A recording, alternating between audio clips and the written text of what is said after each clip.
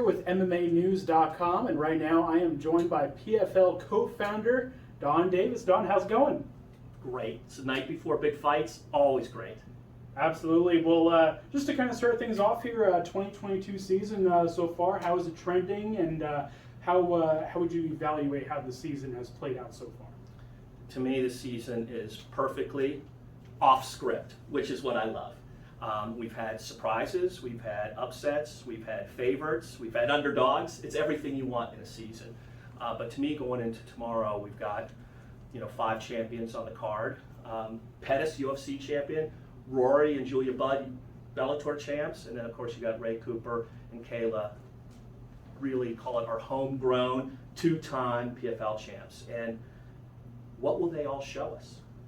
Are they ready to become uber stars, or will the next generation emerge? And to me, that's what I love about PFL, because if this was UFC, we know what the outcome is.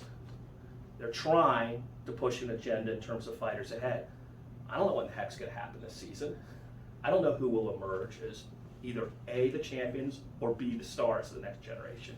So to me, the free-for-all is what I love and what I'm really looking forward to, call it, as we close out the first half of the regular season and go to the second half of the regular season, where every single fight's an elimination fight. If you lose, see you in 2023. Every single fight is win in advance or lose and go home. Absolutely, and Kayla Harrison, she's back tomorrow night, and how pumped are you to see her back in the PFL cage, and just kind of your thoughts on this upcoming season for her? Well, Kayla's been super vocal out there about her quest to be the very best. Not just the best woman, but one of the best MMA fighters ever. And right now, I think you have Amanda Nunes and Cris Cyborg and Kayla Harrison, call it one in each of the companies, UFC, Bellator, and PFL, who are the 3 best in the world. And so I think when there's a lot of noise about when will Kayla fight the best, well, unless she fights Nunes and Cyborg, she's got tougher competition here at 155 than she would ever have there. So I think it's about how does she fight this year. Pretty tough Julia Budd, very tough Pinchenko, who's back. And how does she become a 16-0 fighter, which hadn't happened in 5 years in MMA? And then how does Cyborg, who's a free agent, put her money where her mouth is? She mouthed off a lot about Kayla coming over to fight her. Well, now what's she gonna do? She controls that fight now. Will she come over here and make that fight? Or is she a little too scared about that? So to me, there's great dynamics set up for Kayla, because Kayla said, I'm fighting anybody. PFL has said, we'll cross-promote and fight anybody. So nobody's hiding anymore, except for the people on the other side mouthing off. So I love what Kayla's doing, in that she is taking care of business, but open to all comers, for real, not just on social media. Got to get through this season first, but next season, pay-per-view division.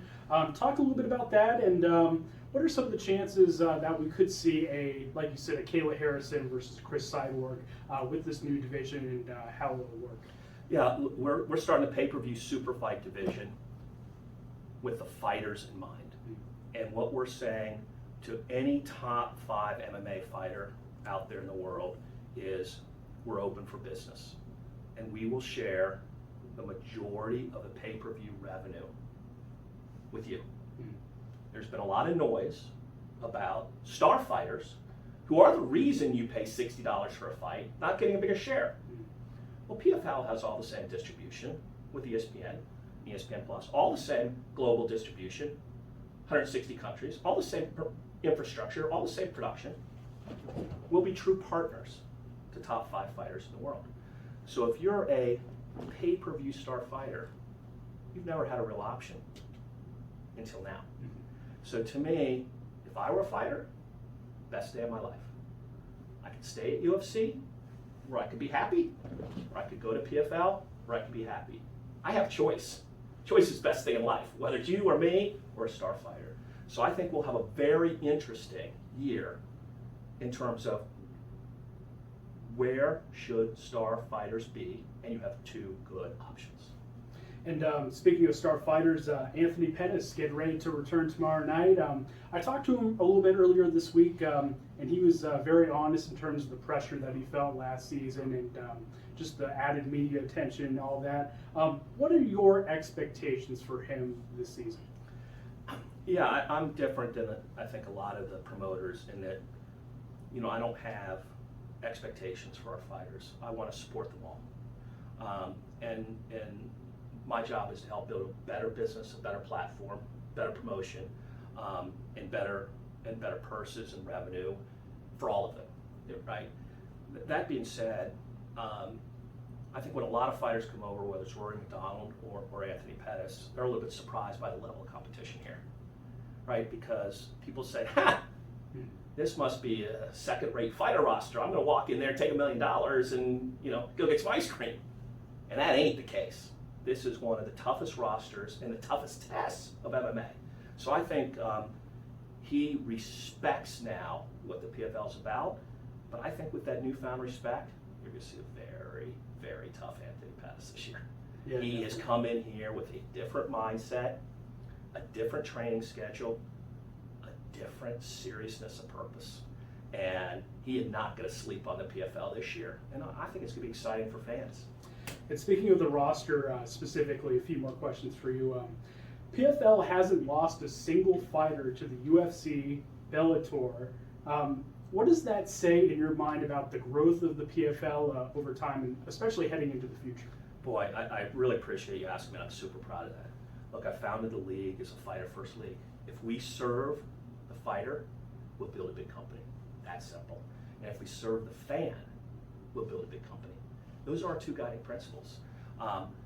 When people see the PFL, they don't stop watching it. And when fighters come here, they'll leave. So to me, that is what I'm most proud of, and I think what our team is most proud of. So we'll just continue to try to do that. Serve the fighters, serve the fans, and who knows, we might be a co-leader in MMA before you know it. Absolutely, and Challenger Series, a new addition to the PFL this season. Reflecting on how that played out, what were your thoughts on just kind of how it worked, and what are your plans for that moving forward in the future too? Yeah, the Challenger Series was our first year, and it was a home run, kind of a new franchise for us, because now we've got emerging young fighters that we're already globally sourcing, but there wasn't a place for them to fight. They weren't quite ready for the main league. But also, we can create these real-world Rocky stories, right? That in the UFC, you can, yes, get a contract, but you go to the end of the line. We might never see you again in those 600 massive fighters. Well, here we had 3 winners of the PFL Challenger Series that are in the league right now. One that's fighting tomorrow night. So technically, you can go from nowhere to $1 million winner. And so to me, that's a thrilling real-world Rocky story. So I love it from a fighter development standpoint for us as a business, but I also like it as just a fantastic show for people who really want to see American Idol meets MMA and real opportunity get created. Definitely, and last one for me. You've talked a lot about this concept of it being the 4.0 version of the PFL.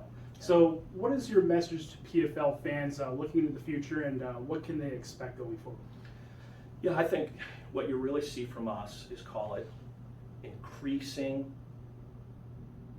product quality, which is really more and better talent, right? Because everybody wants to see great fights, and more interesting innovation on the production. And then the third part of it will be see international expansion. So I think you'll see the kind of things that people really care about is how interesting are those fights in terms of watching them on TV, because we're very, very innovative. Number 2, how good is that talent roster? And then number 3 is how global is that product, in every way you can. And those are our 3 pillars that we're just putting more and more and more resources, energy, and money. Awesome. Well, Donn, thanks you again for the time. Well, thanks for being a fan. We appreciate it. Absolutely, and I'm sure we'll chat again soon. Thank you so much. Thank you.